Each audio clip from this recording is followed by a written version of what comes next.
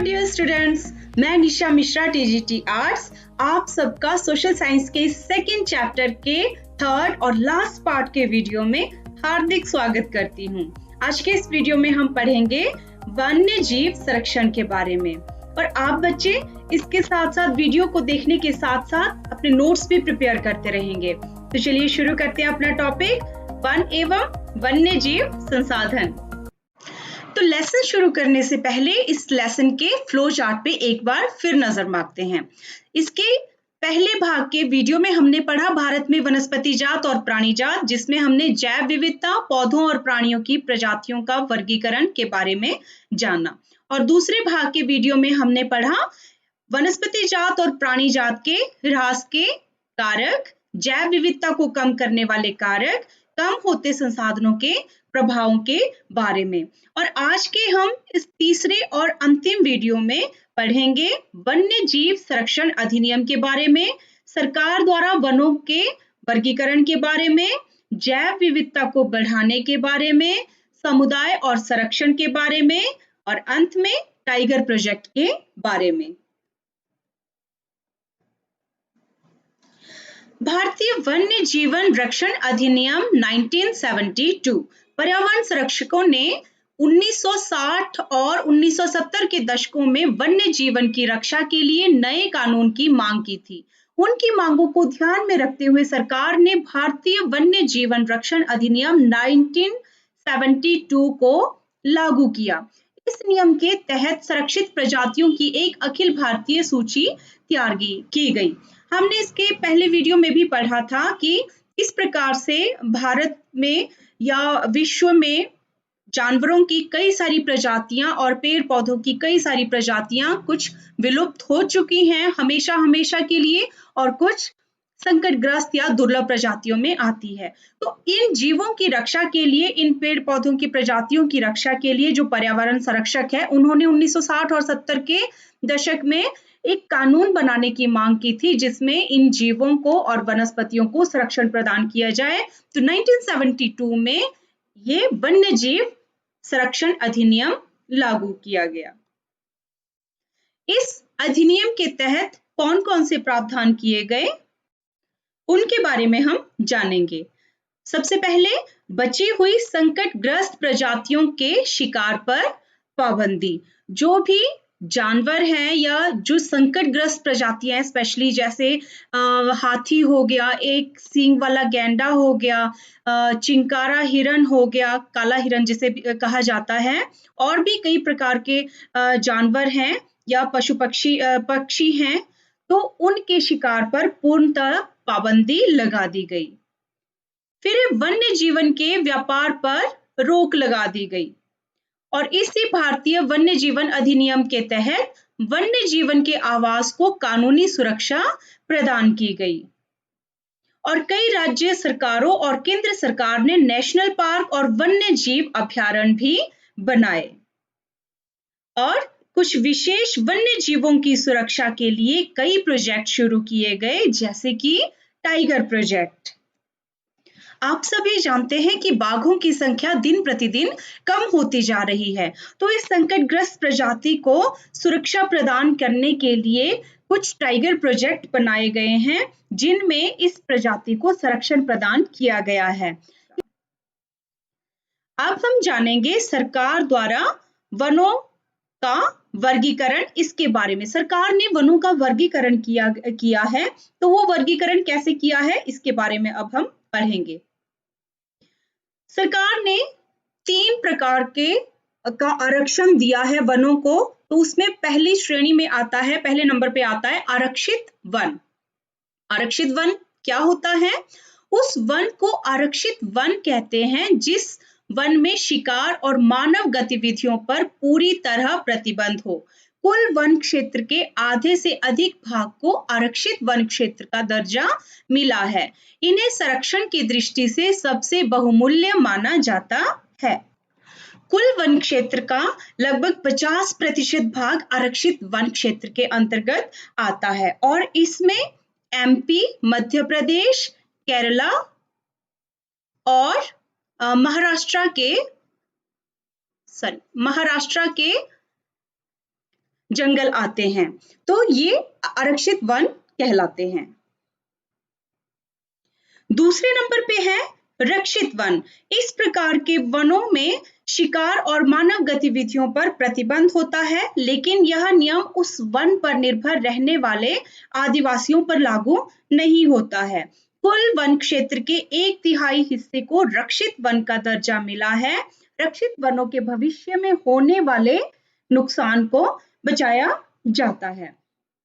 तो ये जो रक्षित वन होते हैं, ये बाकी सब के लिए तो इसमें मतलब कुल वन क्षेत्र का 1/3 हिस्सा रक्षित वन में आता है। बाकी अन्य लोगों के लिए ये इसमें शिकार जैसी गतिविधियों को या जैसे पेड़ों की कटाई या और अन्य गतिविधियों पर रोक होती है, लेकिन ये नियम उन व्यक्तियों पे, उन लोगों पे लागू नहीं होता है जो उस वन में रहते हैं, उस वन में निवास करते हैं, वहाँ के आदिवासी होते हैं, क्योंकि उनका तो घर ही वन है, वो वहीं से ही अपना भरण पोषण करते हैं, इसलिए उन लोगों पे ये नियम लागू नहीं होता।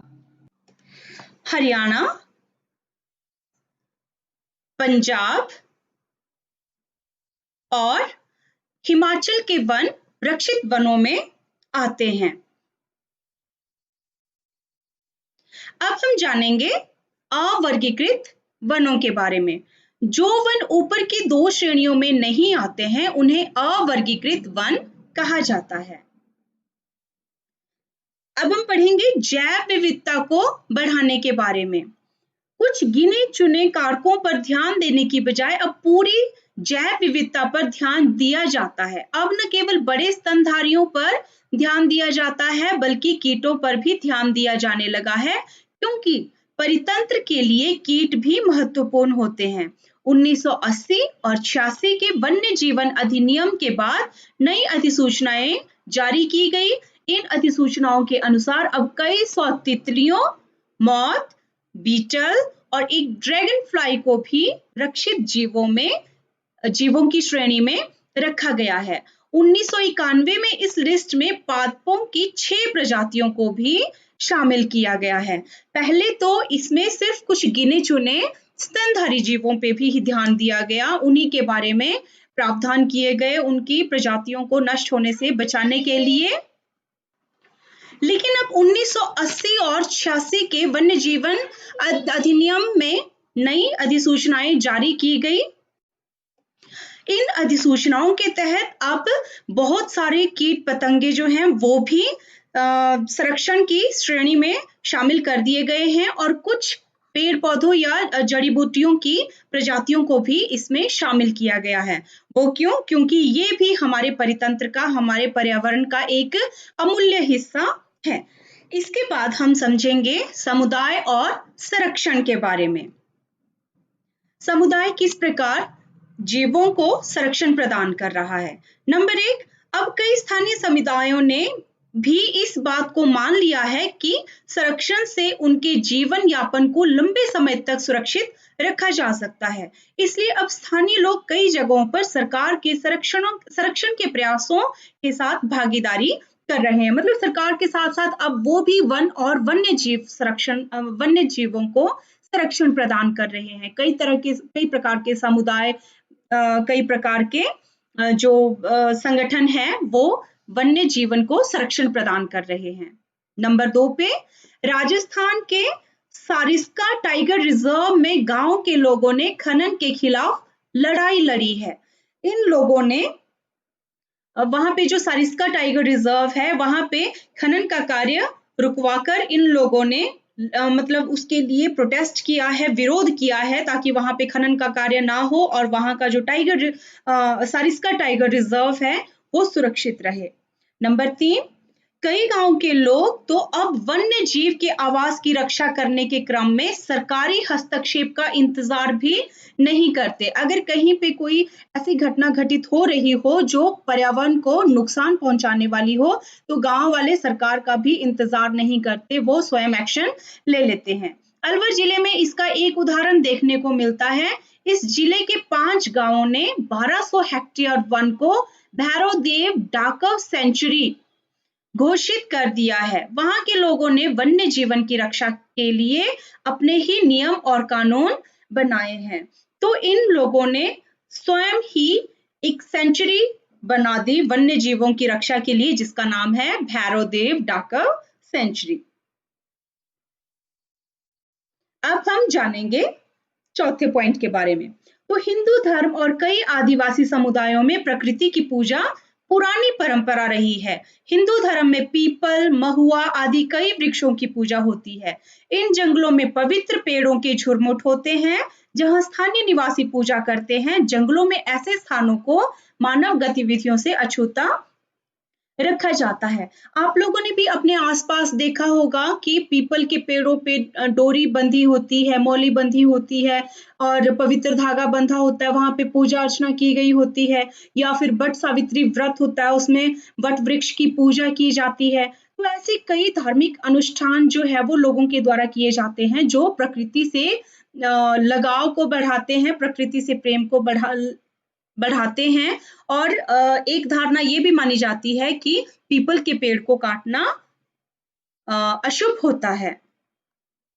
नंबर 5, छोटा नागपुर के मुंडा और संथाल लोगों द्वारा महुआ और कदम की पूजा की जाती है। उड़ीसा और बिहार के आदिवासी शादी के मौकों पर इमली और आम की पूजा करते हैं। तो इस प्रकार अलग-अलग समुदाय जो हैं, जो और मतलब कम्युनिटीज हैं, वो भी आगे आए हैं वन्य जीवों के रक्षण के लिए, चाहे वो पेड़ पौधे हो, जंगल हो, चाहे वो प्राणी हो, जीव जंतु हो। तो अब सभी इस बात को भली भांति समझ गए हैं कि जैव विविधता हमारे और हमारी आने वाली पीढ़ियों के लिए कितनी महत्वपूर्ण है।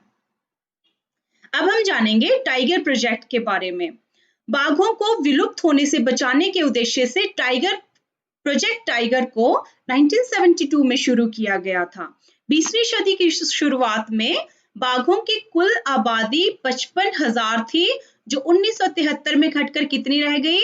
1827 रह गई। बहुत ही चिंतनीय बात है कि 55,000 से 1827 इनकी संख्या रह गई। बाघ की आबादी के लिए खतरे, कौन कौन से खतरे हैं? पहला तो व्यापार के लिए शिकार। ये जो पशुओं का शिकार किया जाता है, या तो इसी जानवर का शिकार किया जाता है अपनी शान और शौकत, अपनी ताकत को दिखाने के लिए, और छोटे जानवरों का भी शिकार किया जाता है। और जंगल में ये शाकाहारी जानवर है, ये मतलब छोटे जानवरों पे ही अपने खाने को लेकर निर्भर रहता है। तो जब या तो इसका शिकार कर लिया जाएगा तो भी ये विलुप्त होगा, और जब इसको अपने शिकार के लिए कोई जानवर नहीं मिलेगा तो भी मरने के वजह से इनकी संख्या में कमी आती जाएगी। और सिमटता आवास, जब जंगल ही नहीं होंगे तो वहां पे रहने वाले प्राणी भी कैसे रह सकते हैं वहां पे। भोजन के लिए आवश्यक जंगली उपजातियों की घटती संख्या, वही बात आ गई कि या तो इनका शिकार कर लिया जाता है या फिर जो छोटे जानवरों का शिकार किया जाता है। जब उनकी ही संख्या कम हो रही है तो ये मतलब इनके ये भूखे मरने की कगार पे आ जाते हैं और इनकी संख्या जो है वो दिन प्रतिदिन कम होती जा रही है। तो इसी को ध्यान में रखकर प्रोजेक्ट टाइगर की शुरुआत की गई है। अब हम जानेंगे प्रोजेक्ट टाइगर की सफलता के बारे में। वर्ष 1985 में बाघों की संख्या कितनी थी? 4002। 1989 में 4334। 1993 में 3600 इसकी संख्या रह गई है। तो आप अंदाजा लगा सकते हैं कि किस प्रकार से ये अमूल्य जीव प्राणी जो है हमारी पृथ्वी से धीरे धीरे एक एक करके विलुप्त होते जा रहे हैं। तो ये था आज का टॉपिक। इसी के साथ हमारा सेकंड चैप्टर कंप्लीट हो जाता है। और इस चैप्टर में हमने क्या पढ़ा, हमने क्या जाना और हमें क्या सीख मिली कि हमें हर संभव प्रयास करने चाहिए अपने पर्यावरण को बचाने के लिए। पर्यावरण हमारे लिए जितना आवश्यक है, जितना जरूरी है, उसका स्वच्छ, उसका साफ सुथरा रहना जितना जरूरी है, उतना ही उसका आने वाली पीढ़ियों के लिए सुरक्षित रहना बहुत जरूरी है। तो उम्मीद करती हूँ आप भी पर्यावरण की रक्षा के लिए, जैव विविधता को बनाए रखने के लिए हमेशा जागरूक बने रहेंगे और औरों को भी जागरूक करेंगे। तो कल नए लेसन के साथ और नए वीडियो के साथ फिर मिलेंगे। तब तक के लिए गुड बाय।